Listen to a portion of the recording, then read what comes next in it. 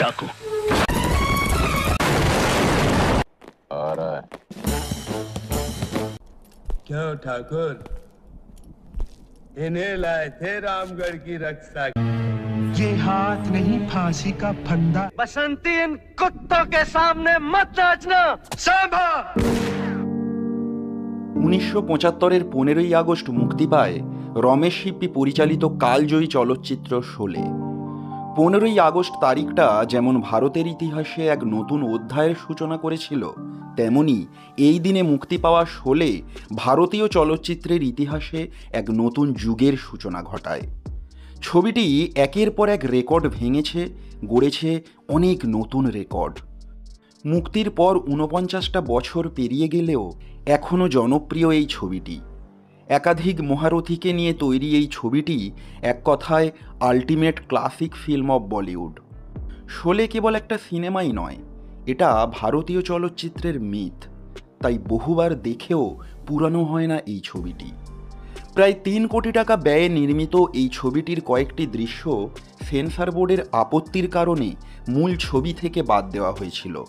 মূলত শচীন পিলগাঁওকর এবং গাব্বার সিংয়ের হত্যার দৃশ্যটি নিয়ে তীব্র আপত্তি জানিয়েছিল সেন্সর বোর্ড। পূর্বের ভিডিওতে আমরা আহমেদ অর্থাৎ শচীন পিলগাঁওকরের হত্যার সেই দুর্লভ দৃশ্যটিকে দেখিয়েছিলাম। আজ এই ভিডিওতে আমরা শোলে ছবির ক্লাইম্যাক্সের অর্থাৎ গাব্বার সিংয়ের হত্যার দৃশ্যটিকে দেখাবো, যা মূল ছবি থেকে সেন্সর বোর্ডের আপত্তির কারণে বাদ দেওয়া হয়েছিল। কালজয়ী এই ছবিটির ক্লাইম্যাক্সে দেখানো হয়েছিল যে ঠাকুর সাব অর্থাৎ সঞ্জীব কুমারের নির্মম প্রহারে মৃত্যু হয় গাব্বার সিংয়ের। দৃশ্যটি মনোযোগ দিয়ে দেখার অনুরোধ রইল।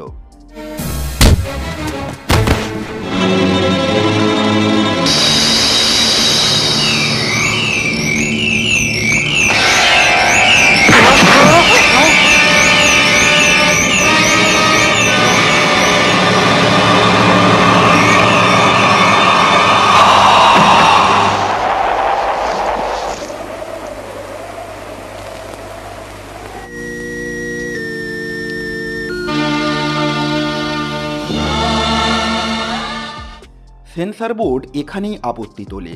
তাদের কথায় ঠাকুর সাহেব পূর্বে পুলিশ অফিসার ছিলেন, ফলে ওনার পক্ষে গাব্বার সিংকে হত্যা করা সঠিক কাজ হবে না।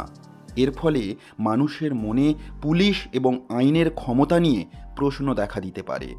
তাই ঠাকুর সাহেবের উচিত গাব্বারকে পুলিশের হাতে তুলে দেওয়া। এই যুক্তি পরিচালক রমেশ সিপ্পি প্রথমে মানতে চাননি, কিন্তু পূর্বেই বলা হয়েছে দেশে তখন জরুরি অবস্থা জারি ছিল, ফলে এত টাকার বাজেটে তৈরি এই ছবিটির রিলিজ ডেট ক্রমেই পিছিয়ে যাচ্ছিল।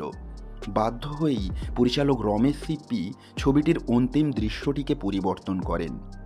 সঞ্জীব কুমার তখন ছবির কাজে বিদেশে গিয়েছেন। তাকে ফোন করে ইন্ডিয়ায় ডেকে পাঠান রমেশজি।